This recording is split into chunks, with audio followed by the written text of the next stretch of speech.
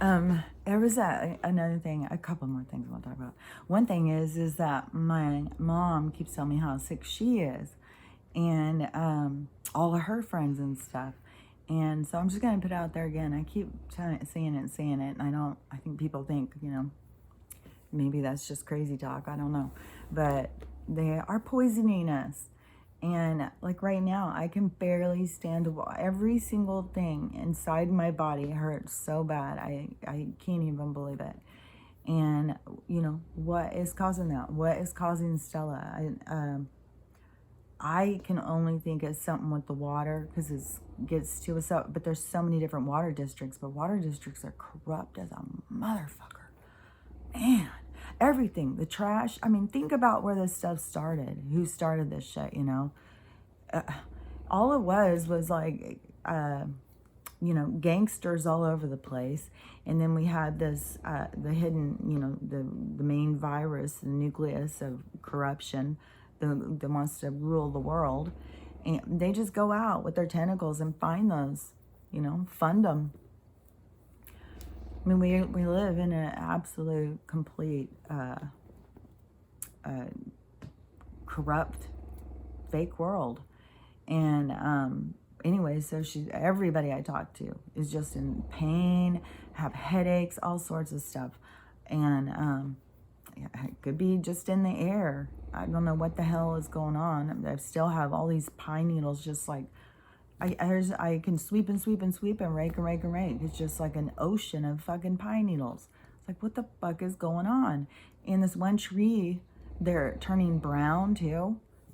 I've never seen them do that. I don't remember ever having it like this. I haven't lived here that long, but still, there's just something weird. And, there's a reason why everybody is sick lately, and it is because they're poisoning us. They're trying to kill us. They are constantly trying to kill us. And right now, they're trying to kill all of us at once so they can get power. They are losing their grip on power. And they're losing. But they can't win because this is a cosmic thing. So there's no way for them to win. So it doesn't matter. This is like the part where I don't get why people, if you trust God and you understand what's going on, then you automatically know God wins and we're going into a new cycle. All these people are so caught up in this other stuff and all the drama and and everything. You got to know what's right, speak out for what's right, but you can't let it determine who you are. As one thing is that I feel like that people just don't even realize when they are talking about that we need to oppress somebody else who they feel has it better than somebody else. That's the whole thing right there. Why would we ever want to be that way to anybody? We want equality. We want us all to be on equal ground. We want there to be nobody who has that's what gets you with the communist thing, but the communist thing is the government controlling you, the government controlling everything, why the government gets rich. In actuality, in real life, we should all it should be equal, like you should go through a town and everybody's house looks basically the same kind of shape. You don't drive through town and you've just got dilapidated homes, fences falling down, garages collapsing, beat up old cars in the driveway, and then, you drive a couple blocks over and you got these beautiful new houses. Like, that is, that's a corrupt system. And, that's a system we need to break free from. Because when you go back to when the people were in control, like just if you went to like teepees or huts or whatever, everybody just had the same damn thing. Wasn't like, the king of the tribe, he gets maybe he had a little bit fancier one, maybe he had some feathers hanging off of it. But, everybody was just, you weren't trying to be, on top of the hill looking down on everybody. That is a created mentality. And it's a mentality that a lot of people have sucked onto. Like, yeah, that's a good idea. I would like to be up there on top of the hill, look down on everybody. But really, I don't want to be up on the hill looking down on everybody. That wouldn't make me feel good about life or about anything. It would make me feel sad. Sad for the people down there who, you know, it would make me feel responsible.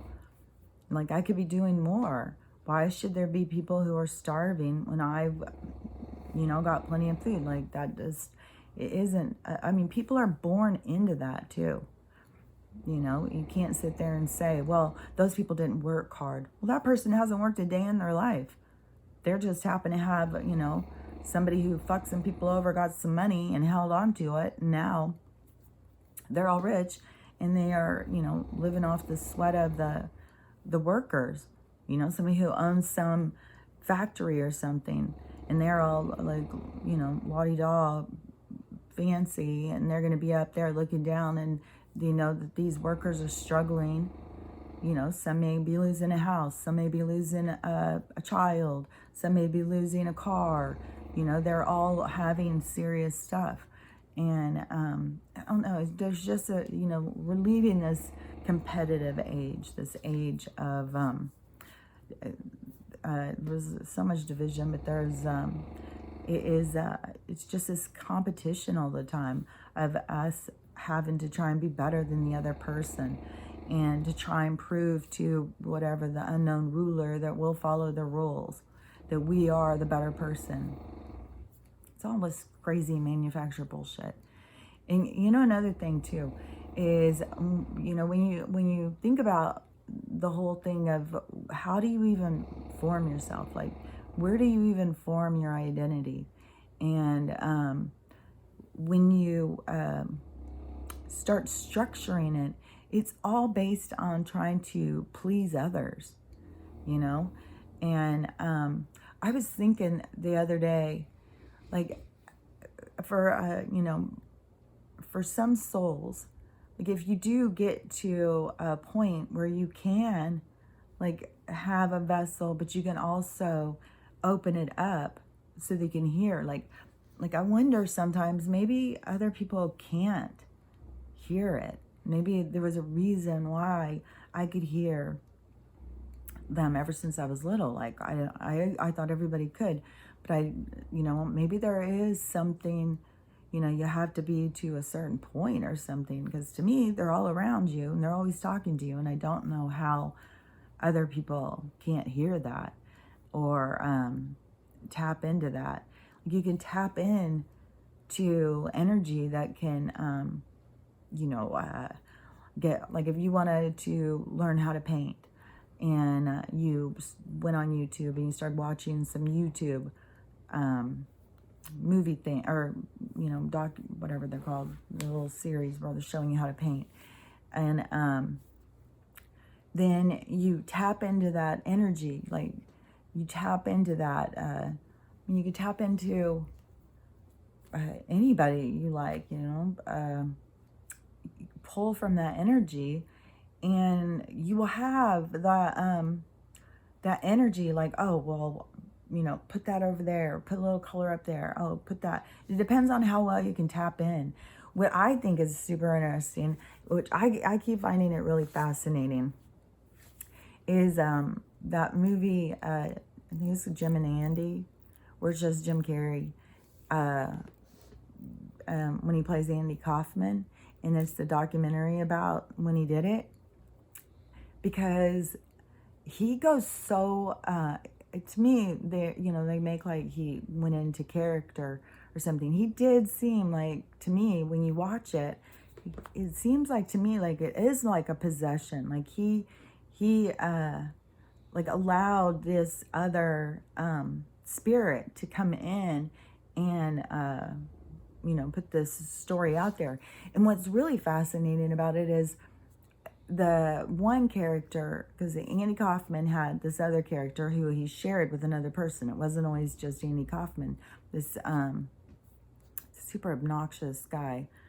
He's like a Las Vegas kind of guy. Now I can't think of his name. It'll come to me. But he is a created character to begin with, is shared between two people. And so you know, I talk about this, like how you can create something and make it real. So like creating this character and making him real, giving him his own energy. So that energy is out there. So you can tap into that energy and pull that energy in. Depending on, I mean, you know, obviously he has, you know, really good capabilities of this, because he can pull this energy in and just transform himself to be this other person, where when you're watching it, it really is like he's not even there. It is these other people. But the one guy who is a creation of this other person, when he does it, he even embodies this person more. Like he even becomes more of this person. Like his character, what in the hell? I wish I could think of his name. Because his character of this creepy, obnoxious guy, I think was even better than the other two, than the Andy Kaufman version or the Zmuda version. I thought his was really, really good. But you can totally, when he is that person, you can tell like it's a different person. It isn't him. His whole body changes. It's really weird. It is very fascinating, especially if you are interested in that kind of stuff, because to me, it's showing it. Like people get all freaked out, like about possession or something, but to me, he shows it right there. Like and it depends on how strong he is. Like, okay, so this character gonna go in and just took him over, and you know he would never get control again, or he can, you know, let this character be at the wheel at times. You know what I mean? That would take a stronger kind of soul that had more mastery, more dominion over their host, you know, over their plant, over their avatar. And so that being able to allow this spirit, which is a created entity, that is just, it's so fascinating, and to become so much that that character, I find it fascinating. And then also when he's the Andy one, his whole face just turns into Andy Kaufman. I mean, he's good with faces. I mean, I've always been fascinated with his face. You know, all the way back to Living Color. I just watched a show the other day. It was some movie. It was a really old movie. It was called like Copper Mountain or something. I didn't watch it for very long. It was super old. It was like that really old style. It was like a certain style of movies for a while. There was quite a few different styles that were just kind of like, now when you watch them, it's like, But there was a part where Jim Carrey was in it, and he goes up and he sings as Sammy Davis Jr. And I was like, he's good at that, you know, of becoming these characters. But this movie, the Jim and Andy thing, is just, it's beyond. Like, if you haven't seen it, it's very, very fascinating to watch that. But I just feel like that there's not enough talk about that. Like, I think that there's some actors or whatever that go and they become like trying to embody a character. We have some, you know, they just become like these caricatures just to make us look at a certain group of people and think they're ridiculous. They give them no substance. They make them just like artificial and, you know, laughable. But that's part of their programming, to guide us into what kind of people that we should think are smart, what kind of people we should look up to, what kind of people, you know, how we should go to school, what we should do for the whole fucking thing, what we should wear, the whole thing is ridiculous. But you know, I think that some of them, you know, like Meryl Streep, who I cannot stand, and I can't stand just because of the things I've heard about her. When people, you know, these people who win, like, you know, like Tom Hanks and stuff like that, Meryl Streep, oh, they just, you know, they just get all the awards, all the best parts. Hell yeah, they get the best parts. Hell yeah, they get all the rewards. Oh, because they're good. Who said they were good? There's a whole bunch of people who are good. So when you start seeing him do stuff like that, and then you start hearing like certain things about certain people, then you see like, oh, I get it now. Yeah, that makes sense. Yeah. So, I think that some of them, can embody some different characters. For all I know, they shapeshift into different people. Who knows what the hell those people do? I don't know. When watching this documentary thing though, like he goes into these characters, like people were saying, like he wasn't even if he was at home, he was those characters. He never came out of, but that is not the same thing as when people talk about, oh, they go into character and then they stayed character, like what's his name that did Abraham Lincoln, because I heard he went into character and he stayed in character throughout the whole filming. Like if you ever went to his house, he was always that character, which I could see that would make sense. You'd have to kind of like, if you were constantly going back and forth, once you got into that character, you would want to stay in that character. But this other one, that doesn't seem like that's what went on. It seems different than that. And he was going into different characters, but it definitely seems that this character took him over. Like, I don't know, it's trippy. But go in and watch it. I think it gives more insight into, this tapping into this other energy and still having dominion over your body. And anyways, I think it's fascinating, and I think that everybody needs to learn more mastery over your consciousness. I think that's what this is all about. So, okay, I'll talk to you later. Bye.